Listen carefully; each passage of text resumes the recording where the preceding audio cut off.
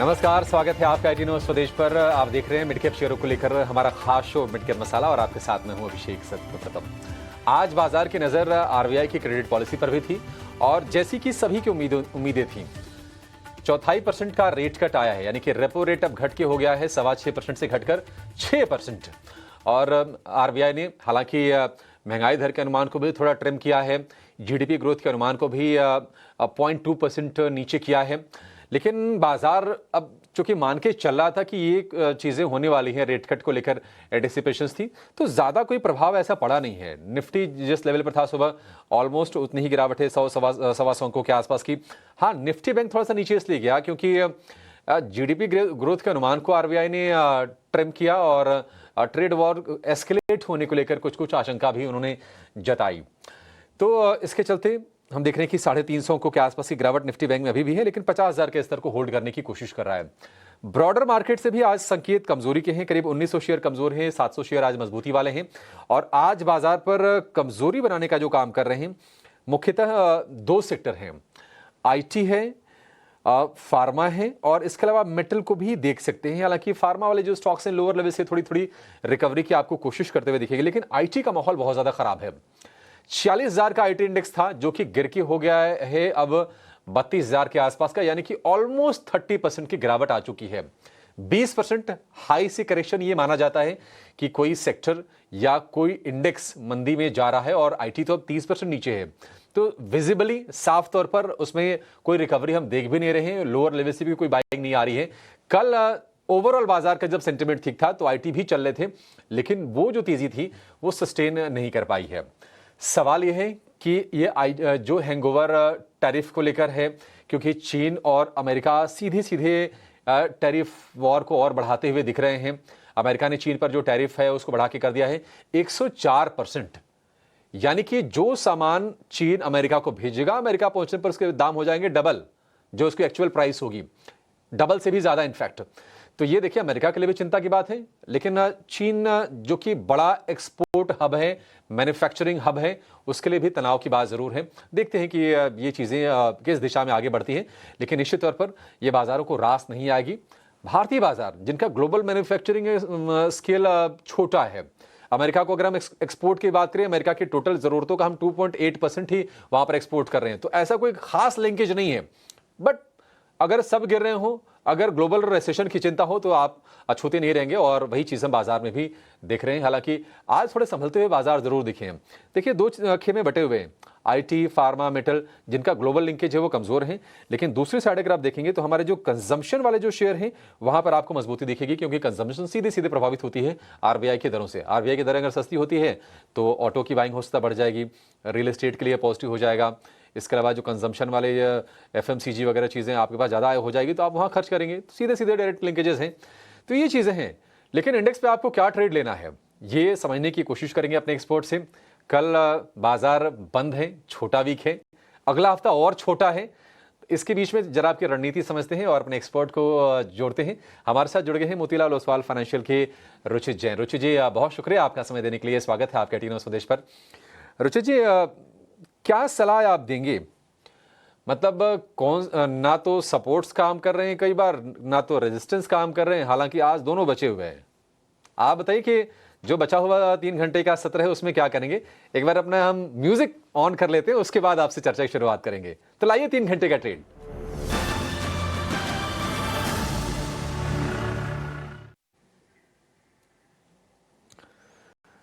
Ruchit sir, क्या करें?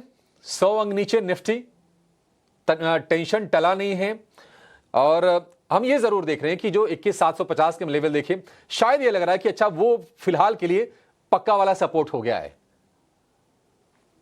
जी, very good Abhishek ji. I think certainly जैसे आपने कहा कि टेंशन टला नहीं है और नो जो शॉर्ट टर्म के मूव्स है, हम देख रहे हैं कि मोर ग्लोबल मार्केट्स के न्यूज फ्लोज या ग्लोबल मार्केट्स के मूवमेंट्स जो रह रहे हैं उसके अकॉर्डिंगली मूव्स हम देख रहे हैं। तो आई थिंक नो आज इंट्राडे तो लग रहा है कि शायद हम डाउन साइड लिमिटेड रहेंगे यहाँ से और हम एक पुल बैक मूव एक्सपेक्ट कर सकते हैं 22,540 550 की रेंज तक ही। तो करंट लेवल्स पे अगर सिर्फ इंट्राडे के लिए ट्रेड करना है तो निफ्टी में यहाँ पे स्पॉट के लेवल्स की बात कर रहा हूँ, तो स्पॉट की ये रेफरेंस रख के आप फ्यूचर्स में ट्रेड ले सकते हैं, खरीदारी कर सकते हैं। यहाँ पे 22,370 के नीचे स्टॉप लॉस रख के 22,540 550 के अराउंड टारगेट्स के लिए। बट डेफिनेटली पोजिशनली हमें लग रहा है कि ओवरनाइट कैरी नहीं करना चाहिए, क्योंकि काफी सारे न्यूज बेस्ड मूव्स हम देख रहे हैं कि मार्केट्स में है, जिसमें अनसर्टेनिटी काफी, और कल हमारे मार्केट्स बंद है। सो पोजिशनली हमें लग रहा है कि अभी भी इंडेक्स में एक ब्रॉड रेंज जो बना दी है, 21,700 22,000 स्ट्रॉन्ग सपोर्ट जोन बना दिया है, ऊपर 22,800 23,000 ये रेजिस्टेंस है। इसी रेंज में मोर एक टाइम वाइज करेक्शन या कंसोलिडेशन देखने मिलेगा।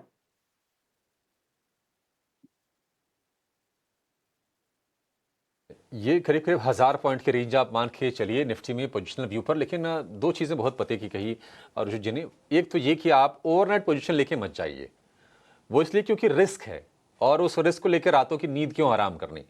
आप रात को सो रहे हो, उधर ट्रंप पता नहीं क्या बोल देंगे, क्या डेवलपमेंट हो जाए पता नहीं, तो ये रिस्क लेना ठीक नहीं है। आप थोड़ा अवॉइड कीजिए इंडेक्स को, जहां कंफर्ट अलाउ करता है, जहां पर आपका पेशेंस अलाउ करता है, वही ट्रेड आप पकड़िए।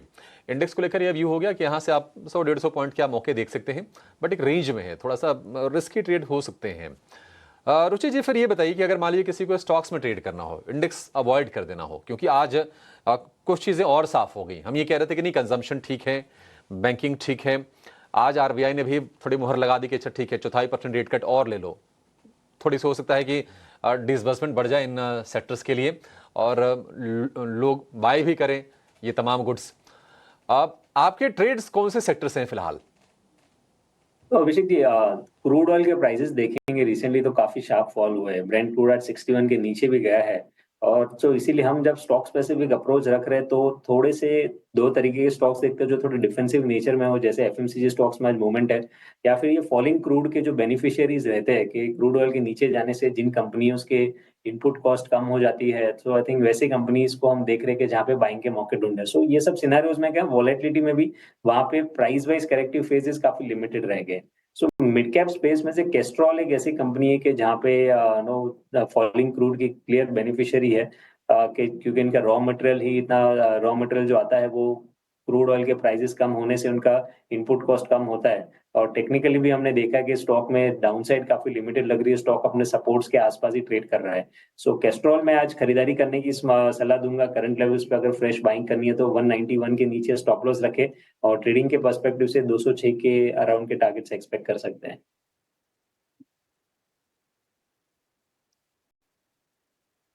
कैस्ट्रॉल 191 का स्टॉप लॉस, 206 का टारगेट, क्रूड का बेनिफिशियरी। कैस्ट्रॉल में हमने 200 रुपए के ऊपर अच्छी चाल देखी थी। हमने देखा था कि 230 240 के रेंज में शेयर गया था, लेकिन वहां से फिर से प्रॉफिट टेकिंग का शिकार हुआ। अब छोटे से टारगेट के लिए 10 रुपए ऊपर का टारगेट है, 5 रुपए नीचे का स्टॉप लॉस है। ये बिल्कुल प्योरली जो हमारे टेक्निकल डेरिवेटिव एक्सपर्ट आपको सलाह देते हैं कि 1:2 का रेशियो। क्यों रुचि जी, आपने भी वही फॉर्मूला लगाया इसमें? जी, 1:2 का रेशियो बैठ रहा है लेवल्स वाइज, जो हमने रीसेंट ट्रेडिंग हिस्ट्री देखी है इसके लिए, और इसीलिए हमें लग रहा है कि रिस्क रिवॉर्ड रेशियो अच्छा है ऐसे मार्केट में अगर 1:2 मिलता है तो।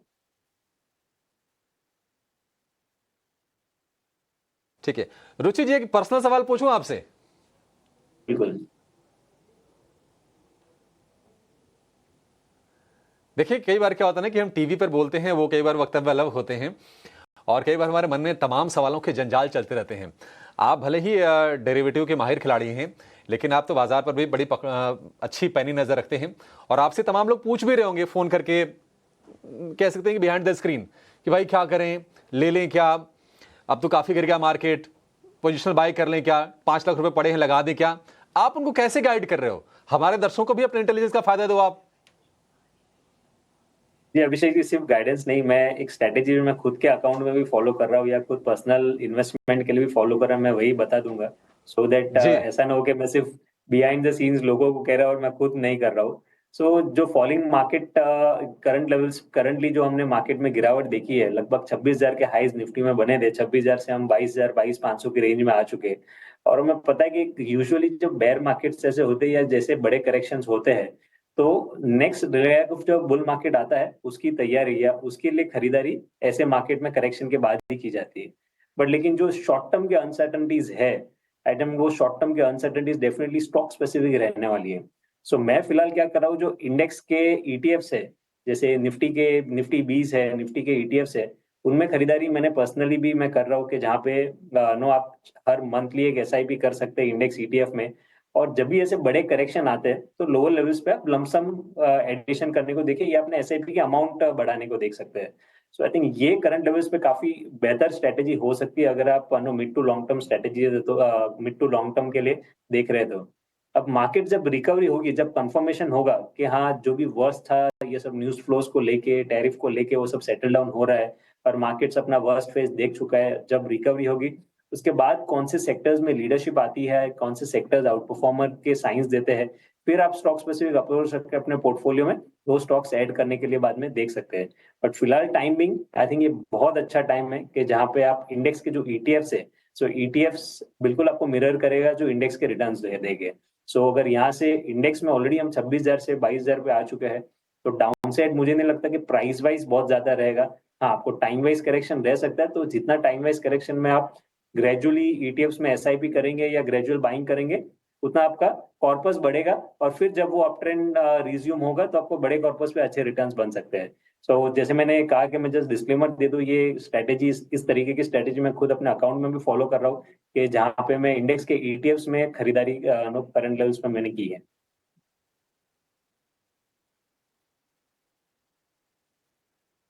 ये बढ़िया, बड़ा अच्छी चीज़ आपने शेयर की रुचि जी। देखिए यही जानना चाह रहे थे कि मतलब ब्रॉडर स्ट्रेटजी क्या है, क्योंकि अब ना फिलहाल वो वाला टाइम नहीं है कि हम एक एक स्टॉक पहुंच के आपसे पूछें कि अच्छा 3% कौन सा चल जाएगा, 5% कौन सा चल जाएगा।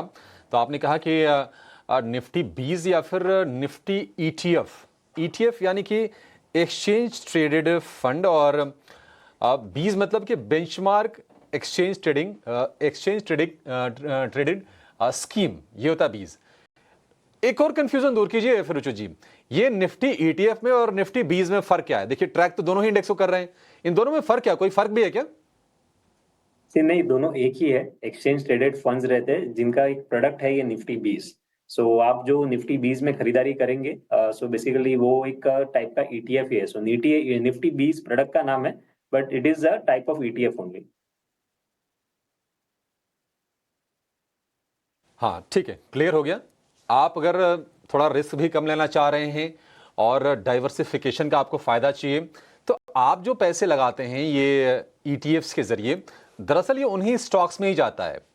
तो ये एक सेफर भी है, डाइवर्सिफाई करने का टूल भी है, और मतलब ज़्यादा दिमाग नहीं लगाना है। अगर आप दिमाग लगाने से बचना चाहते हैं, 50 स्टॉक से मैं कहता हूँ कम है, फिर भी आपको बहुत सोचना पड़ेगा। अच्छा आप कौन सा लें, कौन सा नहीं लें, आईटी लें, फार्मा लें, एफएमसीजी, कैपिटल गुड्स, क्या लें?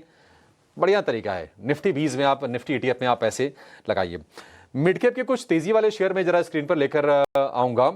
और आज हम जो तेजी देख रहे हैं, भारतीय हेक्साकॉम है, इसके अलावा हम देखने की कुछ कंजम्पशन वाले शेयर चल रहे हैं, मैरिको, कोलगेट, पामोलिव, ये चल रहे हैं। एचपीसीएल में तेजी हम देख रहे हैं, एस्कॉर्ट्स, कुबोटा में भी आज हम बाइंग देख रहे हैं। और अगर गिरने वाले शेयरों की बात करें तो उसमें आईटी आपको दिखेगा, मेटल दिखेगा, और इसके अलावा ऑयल एंड गैस में आईजीएल में लगातार प्रेशर बना हुआ है। अच्छा आईजीएल के बारे में पूछ लेते हैं। आईजीएल हमने कल भी देखा गिरते हुए रुचित जी, आज भी इसमें प्रेशर है आईजीएल में। आईजीएल कितना गिर सकता है? मतलब काफी गिर गया ऑलरेडी, ये तो अब 175 का हो गया ये तो। आई थिंक स्ट्रक्चर तो अभी भी लेकिन पॉजिटिव तो नहीं दिख रहे आईजीएल के। आप नो सिर्फ ये स्टॉक ऐसा रहा है कि जो सिर्फ करंट मार्केट के साथ साथ नहीं गिरा है। नो अक्टूबर महीने से जो करेक्शन आया था ये स्टॉक पे अपने 200 दिन के जो लॉन्ग टर्म के मूविंग एवरेज थे वो अक्टूबर की मिड अक्टूबर में ब्रेक किए थे। उसके बाद जो भी पुल बैक मूव्स आए हैं मार्केट के साथ साथ नो ये स्टॉक में वो अपना जो 200 डीएम है अभी तक सरपास नहीं कर पाया है। और इनफैक्ट कल की ट्रेडिंग सेशन में हमने देखा था निफ्टी में इतनी अच्छी तेजी पुल बैक मूव देखी गई थी, तभी भी ये स्टॉक नेगेटिव था। सो आप ये देखिए कि जब मार्केट गिर रहा है तो साथ साथ में स्टॉक गिर रहा है, और मार्केट जब पुल बैक दे रहा है या मार्केट जब तेजी में होते हैं तो ये स्टॉक का पार्टिसिपेशन नहीं है। सो आई थिंक ये बहुत ही क्लियर साइंस है कि फ्रेश बाइंग इंटरेस्ट स्टॉक में नहीं है। सो अभी भी कोई no I think renewed buying interest तो स्टॉक में नहीं दिख रहा है। जो लेवल्स वाइज जो पिछला स्विंग लो स्टॉक में हमने पिछले करेक्शन में स्टॉक में नवंबर महीने में लो बनाए थे वो 155 160 के आसपास थे। सो 155 160 नो वो रेंज है कि जहाँ पे स्टॉक को सपोर्ट है। बट फिलहाल क्योंकि ये तेजी में कोई पार्टिसिपेशन नहीं हो रहा है तो बेटर है कि बॉटम फिशिंग करने से दूर रहे। ठीक है, बॉटम फिशिंग करने से दूर रहना है। जहां स्ट्रक्चर वीक हो रहा है उनसे तो कतई दूर रहें। जो स्टॉक्स रिकवरी के साइंस जब तक सस्टेन्ड मूव के बाद नहीं देते हैं उन पर भी बहुत आपको सतर्क रहना है। और ये बाजार बहुत ही सिलेक्टिव रहने का है। पूरा बाजार देखिए कई बार होता है, कई बार कि ना तो पूरा बाजार कभी अच्छा होता है ना बुरा होता है, लेकिन ये जो बाजार है ना आपको बहुत ही स्टॉक स्पेसिफिक रहना है। एक छोटे से ब्रेक ले रुकेंगे और ब्रेक के बाद कुछ ऐसे स्टॉक के बारे में चर्चा करेंगे जहां खबरों का दम भी है, या फिर वो स्टॉक जो रुचि जी के रडार पर आ रहे हैं तेजी करने को लेकर। आप कहीं जाएगा नहीं। ब्रेक के बाद आपका फिर से स्वागत है मिड कैप मसाला में। इस बीच देखिए चीन की न्यूज एजेंसी शिन्हुआ के हवाले से ये खबर आ रही है कि चीन ने व्हाइट पेपर यानी कि श्वेत पत्र जारी किया है अमेरिका के साथ अपने ट्रेड रिलेशंस को लेकर और अंत तक लड़ने की बात कही है। यानी कि डी एस्केलेशंस, डी एंगेजमेंट, उसके कोई संकेत नहीं मिल रहे हैं। साफ तौर पर अमेरिका ने जो टैरिफ लगाए चीन पर, चीन ने फिर रिटेलिटरी टैरिफ लगाए, अमेरिका ने 50% अतिरिक्त कर दिया और ये चीजें बढ़ रही हैं। व्हाइट पेपर में अंत तक लड़ने की बात कही गई है और यह भी कहा है कि चीन के पास यूएस के खिलाफ कार्रवाई के अनेक साधन हैं। अगर अमेरिका में इंपोर्ट के लिहाज से अगर बात करें तो मैक्सिको के बाद जो दूसरा सबसे बड़ा शेयर है वो है चाइना का, प्रतिशत के लिहाज से भी और वॉल्यूम के लिहाज से भी। करीब करीब 16% के आसपास अकेले जो इंपोर्ट है वो चीन से करता है अमेरिका। तो चाइना पर डिपेंडेंसी है, मैन्युफैक्चरिंग हब है। और किन चीज़ों को लेकर है? टॉयज को लेकर, इलेक्ट्रॉनिक मैन्युफैक्चरिंग को लेकर, personal computer, smartphone, lithium ion batteries, तमाम चीज़ें हैं जिसको लेकर चीन पर निर्भरता काफ़ी ज़्यादा है अमेरिका की। देखते हैं कि ये चीज़ें, उम्मीद करेंगे कि लॉन्ग टर्म में देखिए सुलझ जाएंगी चीज़ें, लेकिन फिलहाल तो मार्केट का सेंटिमेंट पूरी तरह से डवाडोल है ही। और चीन ने हालांकि ये भी कहा है कि ट्रेड विवादों को सुलझाने का आग्रह किया है। चीन ये नहीं कहा है कि नहीं हम ये हटा लेंगे टैरिफ, नहीं। देखते हैं मिल बैठ के टेबल पर क्या चीजें होती हैं। लेकिन एक और चीज हुई है, आज आरबीआई ने अपनी क्रेडिट पॉलिसी जारी की है। क्रेडिट पॉलिसी के बाद आरबीआई गवर्नर ने गोल्ड लोन को लेकर कुछ बयान दिया। उसके बाद हमने देखा कि गोल्ड लोन वाले जो शेयर हैं मुथूट और माइक्रोफिन, उनमें तेज गिरावट आई। आरबीआई गवर्नर ने फिर कहा कि हमने सख्ती की बात नहीं कही थी, लोअर लेवल से रिकवर भी किए। जरा पूरा मामला समझते हैं, पूरे स्टडी की हमारे सहयोगी वरुण दुबे ने। वरुण, क्या हुआ है एग्जैक्टली, क्या हुआ है बताइए, खबर क्या है इसमें? देखिए, टोटल 2 घटनाएं हुई है। एक 10 बजे जब इनकी इनिशियल प्रेस कॉन्फ्रेंस थी तब आरबीआई ने कहा कि हम यहाँ पे जो नए रेगुलेशंस है, प्रोडेंशियल नॉर्म्स है, कहीं ना कहीं इस रेट सेक्टर को रिलेटेड यानी कि गोल्ड लोन सेक्टर को रिलेटेड उसको लेके आएंगे। और इसके बाद आपने देखा जितनी भी गोल्ड लोन वाली कंपनियां थी, खासकर मुथूट फाइनेंस, इसमें सबसे ज़्यादा गिरावट देखने मिली और बाकी सारी गोल्ड लोन कंपनियों में भी अच्छी खासी गिरावट देखने मिली। उसके बाद 12 बजे जब प्रेस कॉन्फ्रेंस थी तब आरबीआई गवर्नर ने कहा कि हमारा जो नॉर्म्स है उनको टाइटन करने का कोई भी यहाँ पे इरादा जो है वो नहीं है। और इसके बाद आपने देखा निचले स्तर से ऊपरी स्तर पे अगर आप देखेंगे तो थोड़ी बहुत रिकवरी इन काउंटर्स में देखने मिली। हालांकि अभी भी ये स्टॉक्स जो है वो लाल निशान में कारोबार कर रहे हैं। क्यों? क्योंकि अनसर्टेनिटी बनी हुई है। इसके पहले भी आपने देखा था कि आरबीआई लगातार गोल्ड लोन के ऊपर नज़र बनाए रखा था। काफ़ी सारे कमेंट्स आरबीआई की तरफ से आए थे। इनफैक्ट आईआईएफएल में तो आपको याद होगा कि किस तरह से उन पर सख्ती की थी आरबीआई ने, उनके गोल्ड लोन पर रोका था। तो कहीं ना कहीं ये जो डर है वो मार्केट को अभी भी है। और मुथूट फाइनेंस में सबसे ज़्यादा गिरावट इसके लिए आई क्योंकि सबसे बड़ा गोल्ड लोन प्लेयर जो है मुथूट फाइनेंस का है। 1 लाख करोड़ के ऊपर का इनका एयूएम है। कुल एयूएम में से 84% के आसपास केवल गोल्ड लोन से आता है। मन्नपुरम को अगर आप देखेंगे तो कुल एयूएम में से 55% इनका जो एयूएम है वो गोल्ड लोन से आता है। तो सबसे बड़े प्लेयर्स ये हैं। इसके अलावा आईआईएफएल फाइनेंस 1-2 क्वार्टर पहले इनके जो ऊपर जो सख्ती थी वो हटाई थी आरबीआई ने, तो अब इनका गोल्ड लोन कारोबार जो है वो फिर से अच्छे रन रेट पे आ रहा था। साथ ही साथ सीएसबी बैंक को भी अगर आप देखेंगे तो इनके एडवांसेस में से करीब 42% एडवांस गोल्ड लोन से थे। इसके लिए जैसे ही ये खबर आई तो ये कुछ ऐसे स्टॉक्स है जिन पे हमने गिरावट देखी, लेकिन उसके बाद जब क्लैरिटी आई आरबीआई गवर्नर द्वारा तो थोड़ी बहुत रिकवरी देखने मिली। लेकिन ये सेक्टर ऐसा है जिसके ऊपर आरबीआई की हमेशा नज़र है। इसके लिए आप देख रहे हैं कि आरबीआई की छोटी सी कमेंट थी और सेक्टर पूरी तरह से रिकवर नहीं किया। नो डाउट थोड़ी रिकवरी आई है, लेकिन अनसर्टेनिटी इस सेक्टर को लेके अभी भी है।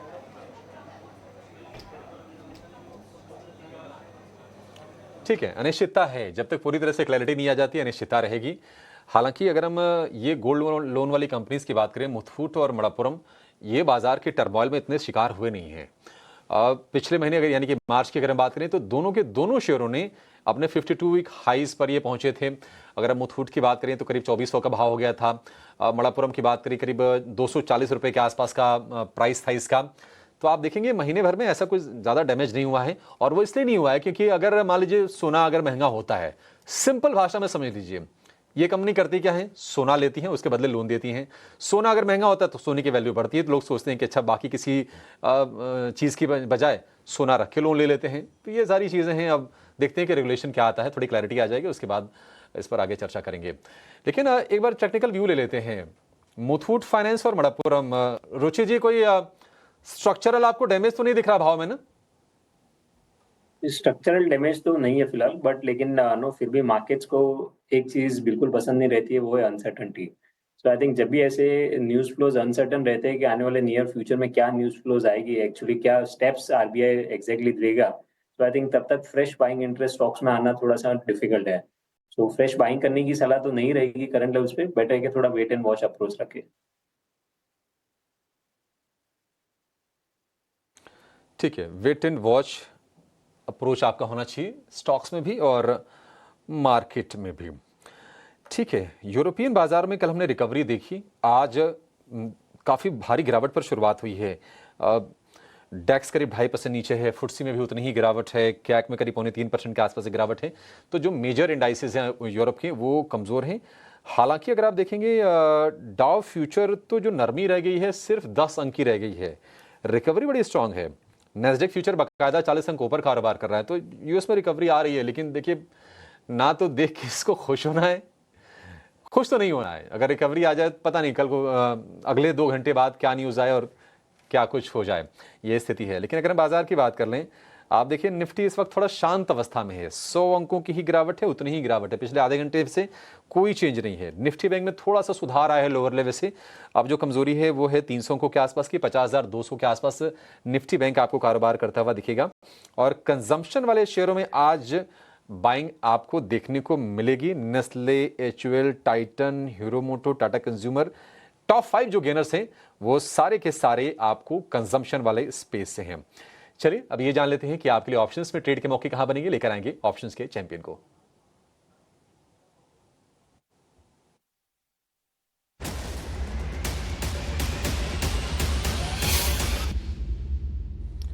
एंजल वन की स्नेहा सेठ हमारे साथ हैं। स्नेहा जी, बहुत शुक्रिया आपका समय देने के लिए, स्वागत है। बताइए ऑप्शंस में आज आपके हिसाब से कहां पर मौके हैं? तो ऑप्शन फ्रंट में अगर आप देखें तो सीमेंट पैक रिसेंटली थोड़ा स्ट्रेंथ दिखा रहा था, उसमें से अंबुजा सीमेंट अगर आप ये काउंटर देखें तो काउंटर अपने 20 डेमा 89 EMA को रिस्पेक्ट कर रहा है। इनफैक्ट अभी काफी दिनों से अगर आप देखें तो 89 EMA के आसपास एक सपोर्ट जोन बन रहा है और उसे रिस्पेक्ट भी कर रहा है ये काउंटर। तो मुझे लग रहा है यहाँ से तेजी एक्सटेंड हो सकती है और जो एक रेजिस्टेंस है इमीडिएटली अराउंड 550 के आसपास वो सरपास होने के भी चांसेस लग रहे हैं। तो मेरा मानना है यहाँ पे 550 की ही कॉल बाय करके चले। 10 से 11 रुपए के बीच में से बाय करना है। स्टॉप लॉस 7 का लगाना है, टारगेट 20 तक के रहेंगे। As per the stop loss and target mention, maximum risk involve है 3600 के का मैक्सिमम रिस्क है और जो प्रॉफिट पोटेंशियल रहेगा दैट विल बी अराउंड 8000। ठीक है, बढ़िया, अच्छा बढ़िया स्पेस है ये। सीमेंट में आप रहें तो बेहतर है क्योंकि हमने कोई डैमेज देखा नहीं है खास, और जो भी डिप्स आए हैं उसको बाय किए गए हैं। महीने भर में आप देख लीजिए अंबुजा हो, एसीसी हो, अल्ट्राटेक हो, ये 8 से 10% के रिटर्न्स इन्होंने कमा के दिए हैं। तो ठीक है, 550 वाली कॉल खरीदी है 10 से 11 रुपए के भाव पर। लक्ष्य होगा 20 रुपए का, स्टॉप लॉस 7 रुपए का, अधिकतम मुनाफा 8100 का, अधिकतम नुकसान बढ़िया रिस्क रिवॉर्ड रेशियो है 3600 रुपए का। ये प्रति लॉट के कैलकुलेशन से मुनाफे के और नुकसान के। चलिए इसी के साथ इशू को यहाँ पर समाप्ति करेंगे। स्नेहा जी आपका बहुत शुक्रिया और रुचित भाई आपका भी बहुत शुक्रिया, आज बहुत ही तसल्ली से तमाम स्टॉक्स को लेकर अपने विचार रखने के लिए और इंडेक्स को लेकर भी गाइड करने के लिए। Thank you so much. फिलहाल इस शो